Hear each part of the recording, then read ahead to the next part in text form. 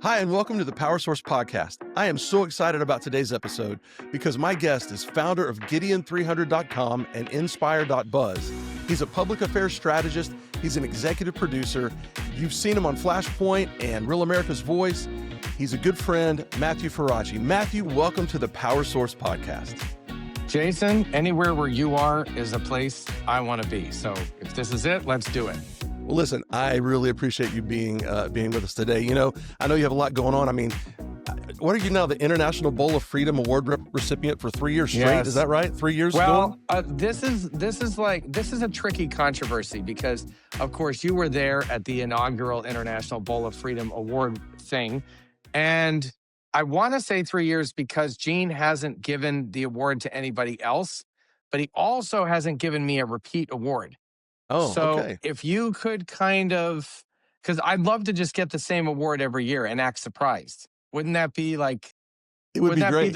I would be amazing. Like, and this year's winner is, and then I can go like, oh, that's what I want to do. What's so hilarious about this is I know someone out there is going to be like Googling International Bowl of Freedom. Like, what is that? Yeah. You'll find it. You'll look for it. Yes. Watch Flashpoint, everybody. You need to know this backstory. Jason and I are both great friends with Gene Bailey, the host of Flashpoint. And Jason and I were having lunch one day. Come on, Jason, I got to tell the story. I'll tell the story. It's Absolutely. never been told. It has never been told publicly. Come on, let's do it right here. Jason and I were having lunch one day, Jason, at your office. Yeah. And Gene said, let's take a group picture.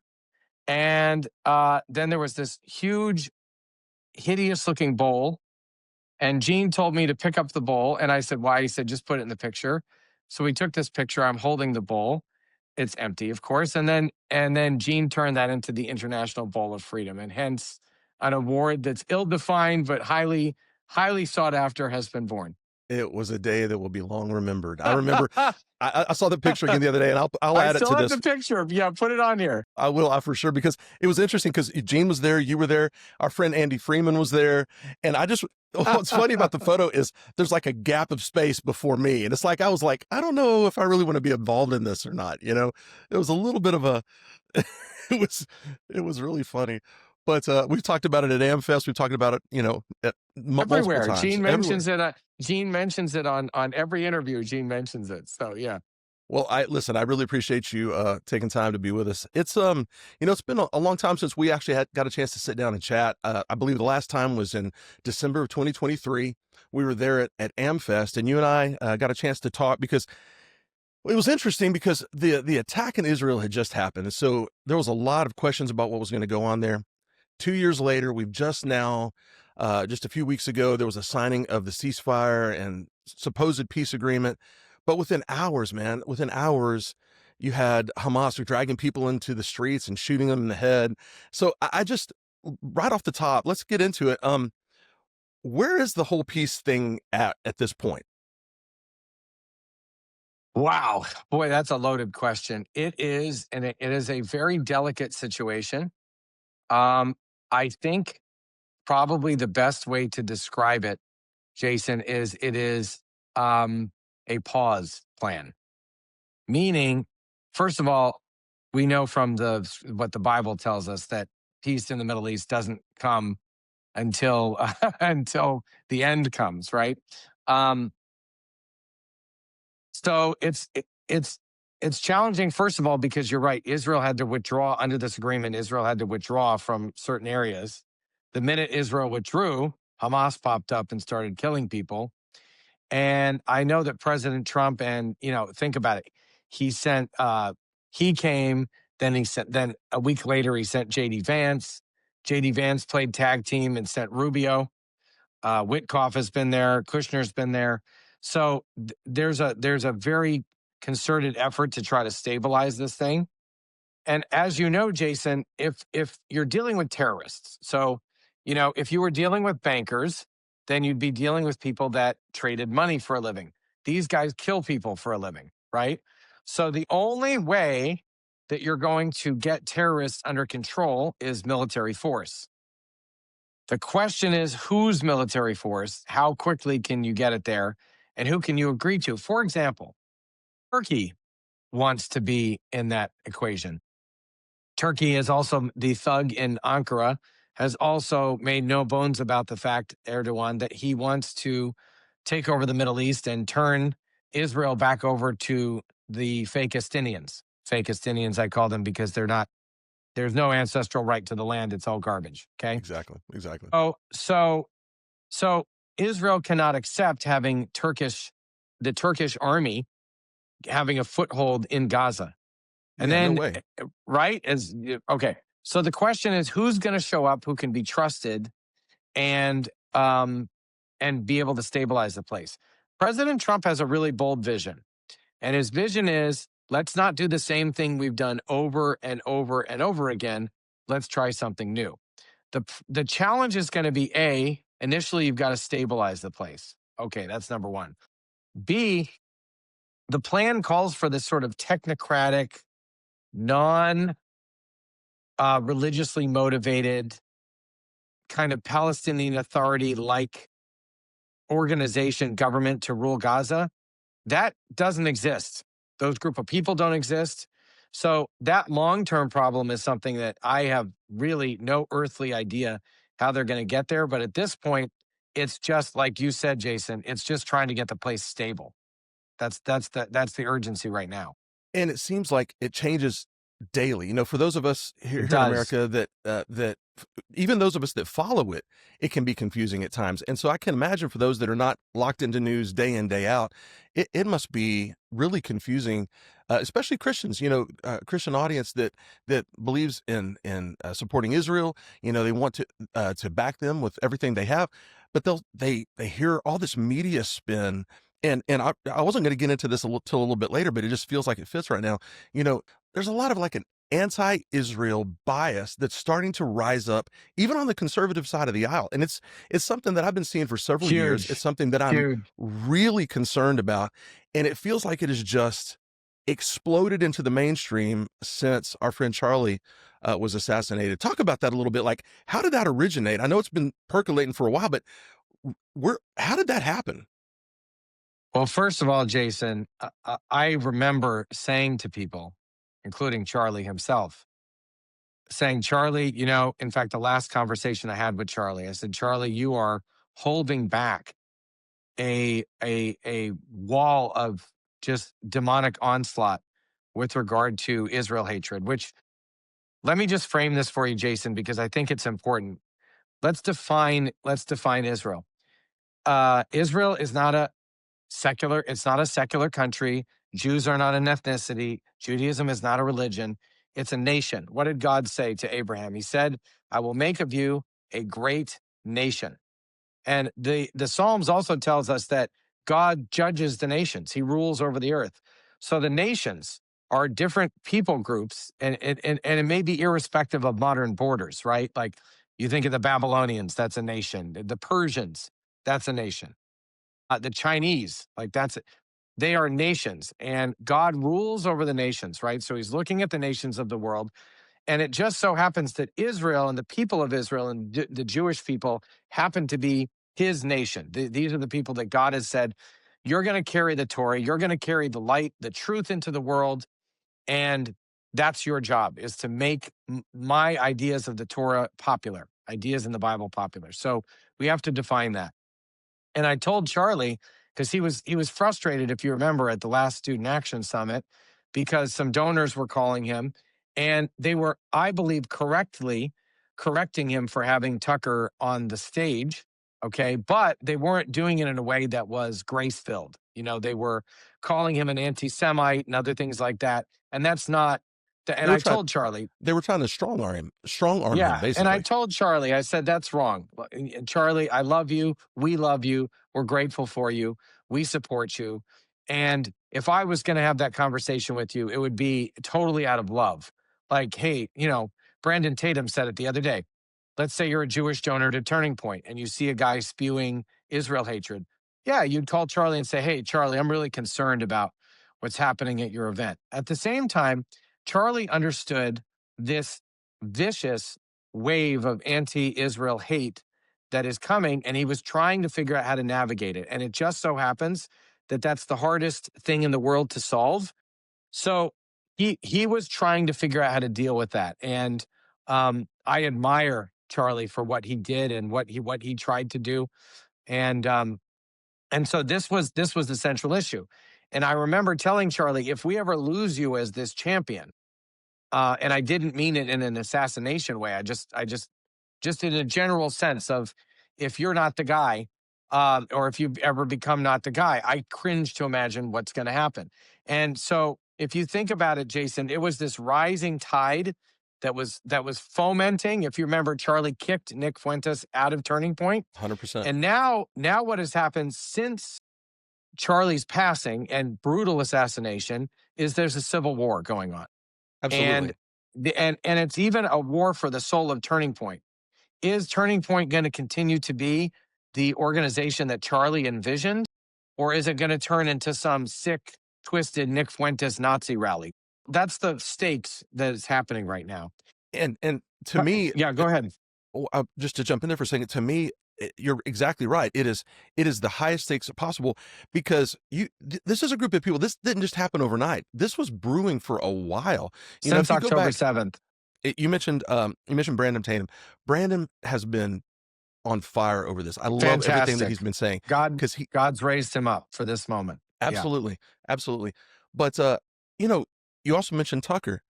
For Tucker to sit with Nick Fuentes, and here's the thing about Nick. I was talking to some of the other people I work with there at Victory News, and a lot of them didn't even really know who Nick is. I mean, because he runs with, obviously, the younger demographic, the younger people. If you're on X, they know who he is. He's got a whole following. There's a whole thing there.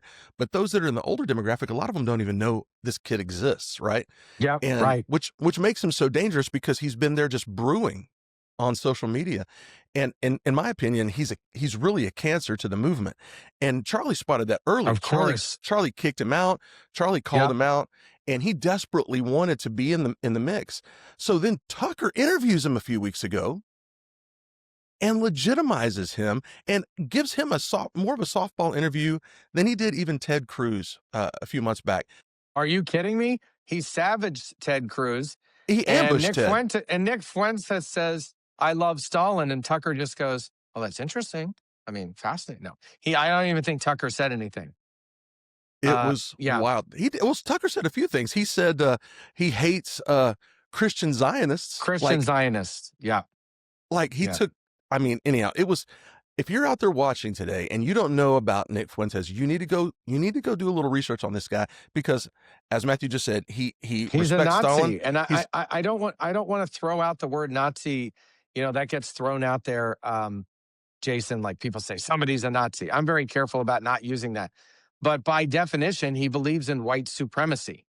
And Aryan supremacy. That is, by definition, what the Nazi Party stood for. And the thing is, Jason, that I think people need to understand is that this is not fringe. This is, first of all, it is creating a civil war in MAGA.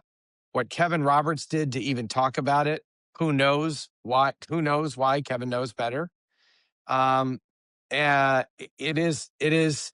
I believe it's like a demonic plot to destroy this incredible movement that President Trump has created. And you have to remember that we grew up in a context of, this is so key, Jason. We grew up in a context of, show me the facts and I'll tell you how I feel.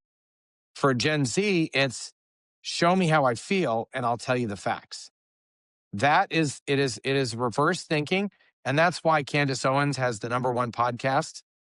And we look at it as mature adults and we say, this stuff is crazy, but it doesn't matter, because the facts don't matter. And I think that's what people uh, above that generation have not figured out yet. Perception is everything. The facts are nothing. Now, that's wrong. That's not how it should be, but that's how they see, that's the lens through which they see the world. Yeah, and Charlie understood that. In his letter to Netanyahu, he talked about the media war, and that that Israel, he felt like, had been losing the media war, right? Horribly. The Horribly. messaging war, and that's something. You're someone in media. Obviously, you've been doing this for a long time. How can Israel turn that around at this point? Because, again, you go online, even in conservative circles, it seems like every time someone posts anything that's pro-Israel, they're accused of being a shill or taking money, or it's sickening. How do we reverse that? You want a secret? You want a secret, Jason, from a Jew to a Christian? Please. The Israel way Israel can reverse that is Christians. If God's, God loves. First of all, let's look at the battlefield. The battlefield, essentially in the world right now, is people that believe in the Bible, Christians and Jews, versus people that hate the Bible, which would be Islamists. And I'm defining that Yeah. as either Islam or totalitarianism, the convergence between the two. That's it. It's the people that are for God and the people that are against God. Okay.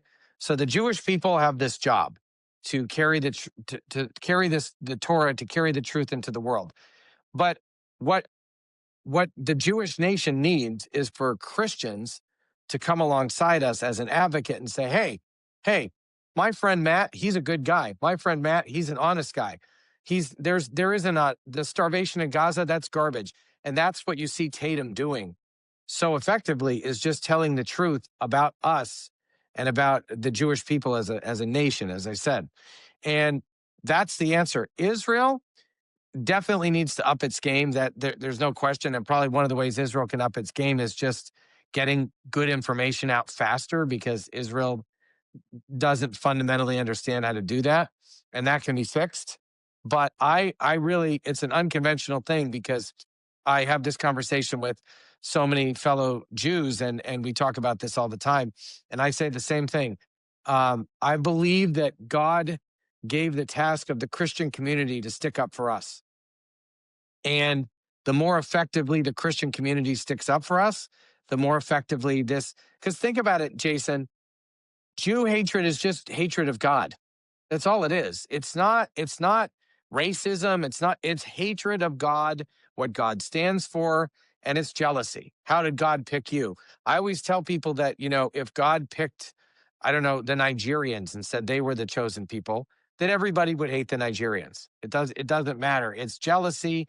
And so for that reason, God, I think, is calling the righteous in the Christian community, people like yourself, Gene, Dinesh D'Souza, other people that are standing up.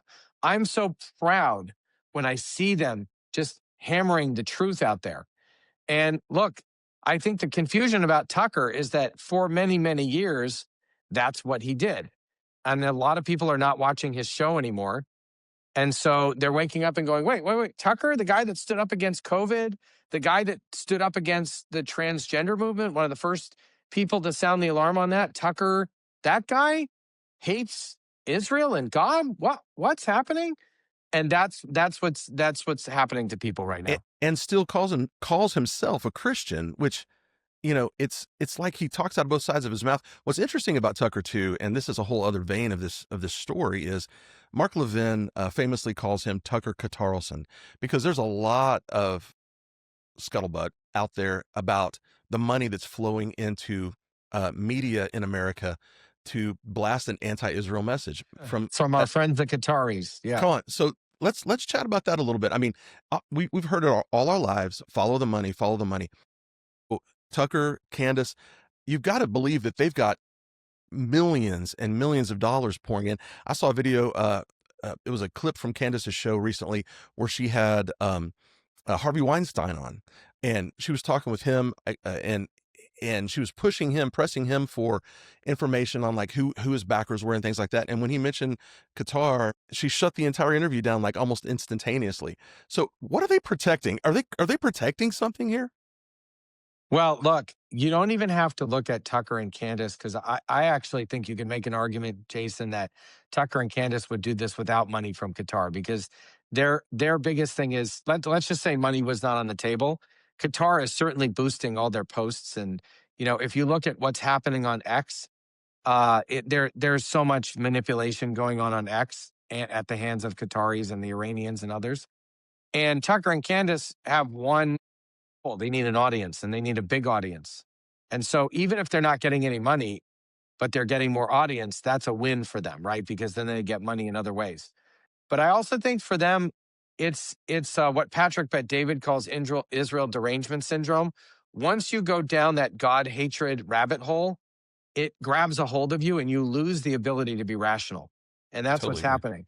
But Qatar has spent, I mean, we don't even know, probably billions of dollars in America in lobbying, in universities. I've been told that Qatar has even funded programs, anti-Israel programs in our public schools, pro-Palestinian, fake-Palestinian programs in our public schools. Their tentacles run very, very, very deep, and yeah, they're the head of the snake, right? So I think Tucker and Candace are just a symptom of that. So let's bring it home. So last week we had elections here in America, and mostly Democrats won in mostly Democrat areas. I mean, there was not a lot of surprises overall, but I think the big one was the Mamdani win there in New York City.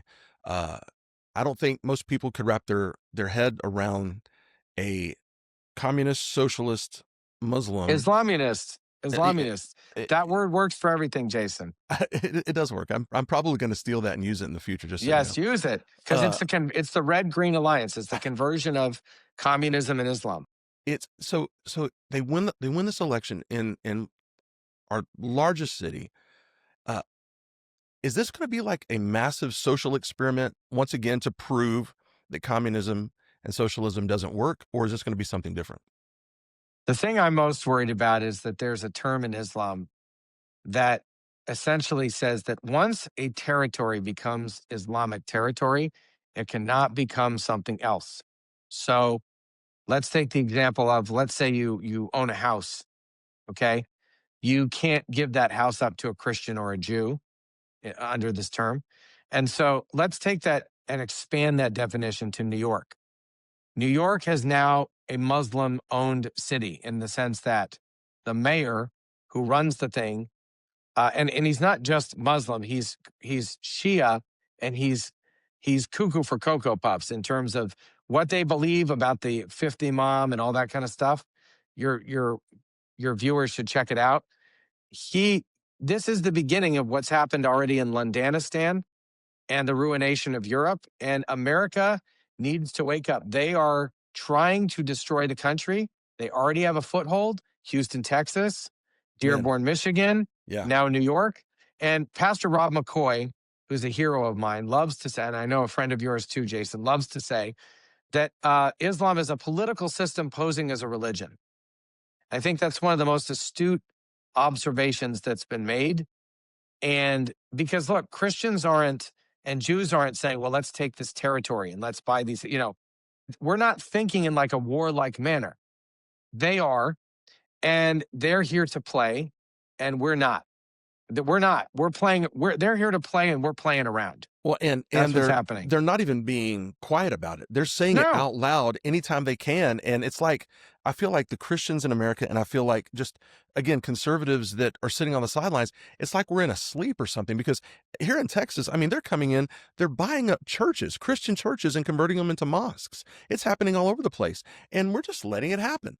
Like I don't think we realize what you just said, that they're not coming in to adapt to what we want. They're coming in to take over and Take over. adapt the country into their frame of reference. Jason, one of the things that Charlie said at the last, this was at AmFest last year after the election.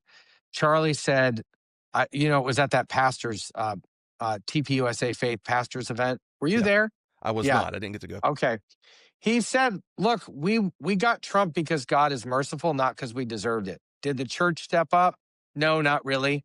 Did Christians step up to the degree that they needed to? No, not really. God decided to have mercy on us. And now it's time to step up. And I think what you're talking about with the midterms and all this other stuff is we can save America if we choose to, or we can lose America if we choose to just go to Starbucks, take our kids to sports games, pretend like everything's normal, and not realize that there's an invasion happening. Absolutely. And there are little things that are also pushing back. I think Governor Hochul, I believe it was yesterday there in New York, is already kind of throwing a curveball to Mamdani, saying that she's going to say no to the free bus plan and some of the whole tax the rich stuff that he's been putting out there. So I think it's not going to be just smooth sailing for him, but it doesn't really matter because again, it's inches. They're taking inches at a time. They're taking in some areas, big steps. And the problem is we're not doing anything to refute it or to push back. And And that's remember, Jason, Hitler was elected. Let's just remember this. Hitler was elected in Germany, and Mamdani was elected in New York. Hitler didn't come in and, just take over. I mean, he did eventually, but he was first elected by a morally bankrupt German populace.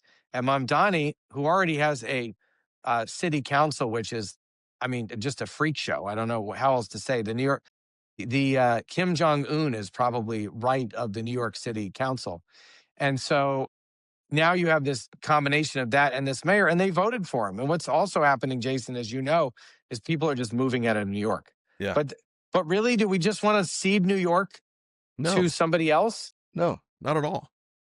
Not at all. I mean, not even remotely.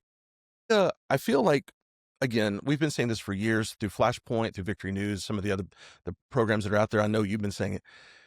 We have to wake up the electorate in a way that they've never been woken up before. I mean, there are people that are still, even after everything, even after COVID, even after the 2020 election, even after the Biden Two years, assassination attempts, after right? all of it, there are still people sitting on the sidelines, oblivious to the world around them.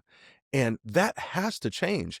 To me, I was sitting on the couch the day of Charlie's memorial service, and I was watching this amazing moment of people coming together and worship, and pretty much the entire presidential council was there. I mean, his whole cabinet was there. You had guys like Secretary of State Rubio getting up and presenting a gospel message as clean and as concise as I've ever heard. I was talking about this recently with our friend Brian Gibson. I mean, it was a really amazing moment. I remember turning to my wife and going, something is shifting. And I should have known. I wasn't thinking about this then, but I should have known the enemy's not going to lay down. The devil's not just going to lay down. And we know that he's going to fight. And he has opened up everything he has against America, against the church, against the Jewish population, the Israelis. And I think we have a job to do to educate, to inform, and to finally start putting up not just playing defense, Matt, but playing offense and pushing back into territory that we have been ceding for so long. What do you say? Well, Jason, one twist on what you're saying, I agree with everything you said. One twist on it is I kind of feel like the people, there may be some exceptions, but the people that are not awake at this point, they're never going to be awake. Maybe we'll get a couple. But I think maybe the emphasis is the people that are awake need to realize they need to do more. And when I say more, I mean a lot more.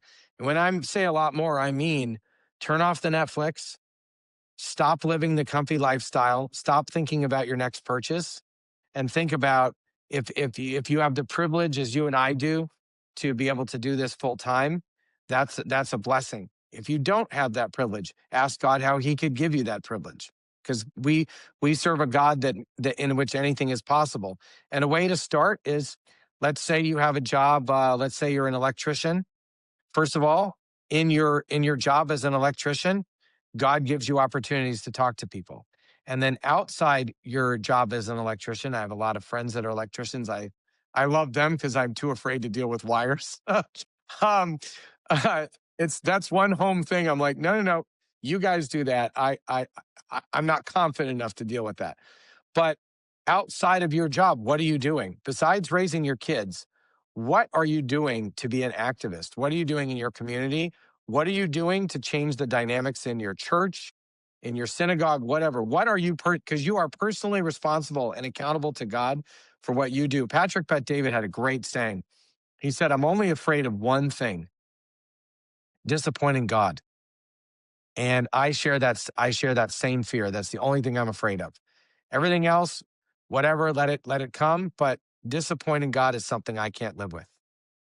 Man, that is so good, Matthew. That's so good. Listen, I can't tell you how much I appreciate you being with us today. I've told people before when I mentioned you. You're such a connector of people. And I knew the minute that you and I met back in, I think it was Yes. 2021. Romance. Dude, I knew that God was putting us together for a reason. And so I appreciate you taking time. Listen, so people that are watching, how can they follow you and, give us all your contact info that they can follow what you're doing? Well, first, Jason, since we're quoting Rob McCoy, I'm going to say to you that this is my favorite Rob McCoyism. I'm trying to get him to write a book. That I love you as much as a man can love another man and still be a man. It's my favorite Rob McCoyism. People can follow me on X at Matthew Faraci, and that's the simplest way to see what's going on. I need to get you back on again sometime soon so we can talk about the other side of your life, which is something I love, which is films and filmmaking. You've done a lot in that world as well. So we'll do that next time. But hey, thanks for joining today on the Power Source Podcast.